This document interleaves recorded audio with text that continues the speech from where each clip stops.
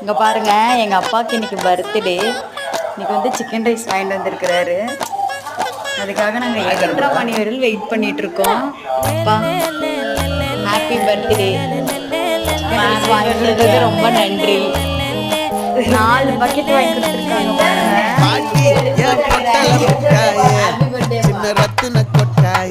ரொம்ப நன்றி. அடுத்த வருஷம் இதே மாதிரி பெருசா பண்ணுறோம். 4 பக்கெட் வாங்கி கொடுத்துருக்காங்க.